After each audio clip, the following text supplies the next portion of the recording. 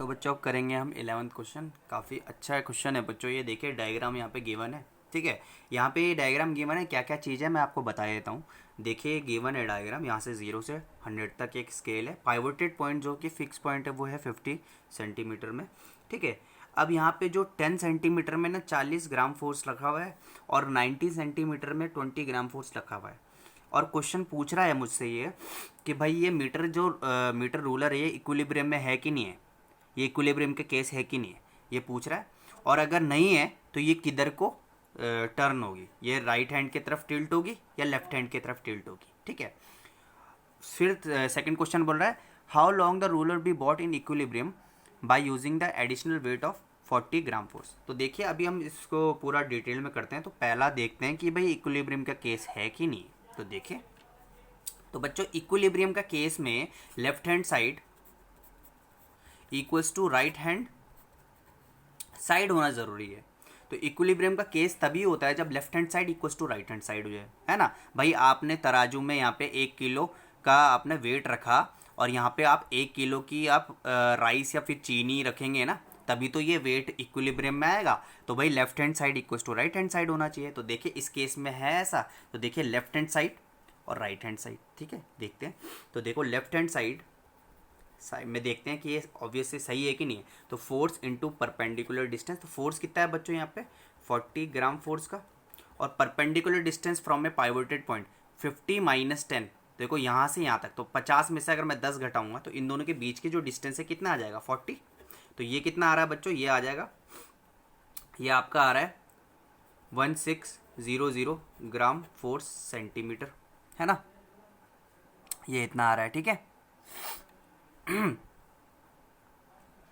अच्छा अब यहाँ पे देखते हैं राइट हैंड साइड में लेफ्ट हैंड साइड था, ये राइट हैंड साइड था। देखो अगर ये भी 1600 ग्राम फोर सेंटीमीटर आएगा तो ऑब्वियस सी बात है कि इक्विलिब्रियम का केस है। तो देखिए यहाँ पे देखते हैं, तो यहाँ पे होगा फोर्स इनटू परपेंडिकुलर डिस्टेंस। तो फोर्स कितना है बच्चों यहाँ पे 20 ग्राम फोर्स, और परपेंडिकुलर डिस्टेंस कितना है यहाँ से देखिए 90 में से अगर मैं 50 माइनस करूँगा तो कितना आने वाला 50, 60, 70, 80, 90। तो ये भी 40 हो गया बच्चों 40 सेंटीमीटर। तो ये होगा 4 टू 800 ग्राम फोर्स सेंटीमीटर।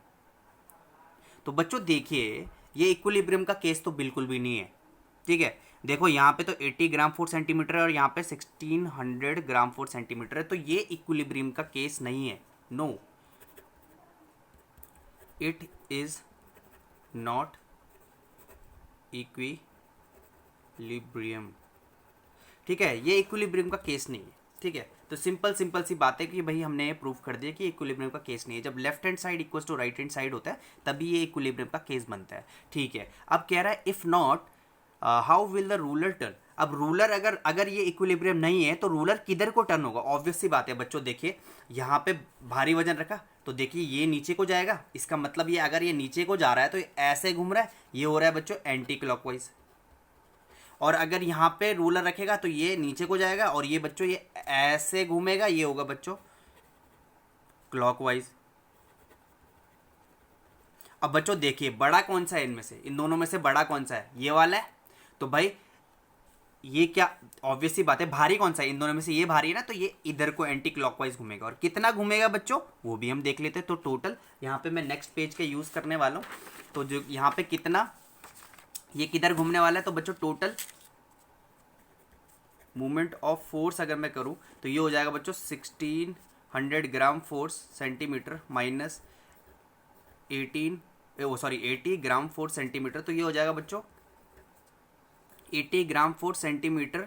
किधर को टिल्ट करेगा बच्चों, ये इधर को, क्योंकि भारी इधर ही है। तो ये होगा एंटी क्लॉकवाइज, है ना। ये होगा बच्चों एंटी क्लॉकवाइज में घूमेगा। अब बच्चों क्वेश्चन आता है यहाँ पे और बोल रहा है कि भाई अगर मुझे how can the ruler be bought in equilibrium by using additional weight of 40 gram force. अब बच्चों बोल रहे हैं कि भाई मैं क्या करूं कि भाई इस 40 ग्राम फोर्स को मैं किधर पे रखूं यहाँ पे कि ये इक्विलिब्रियम में आ जाए।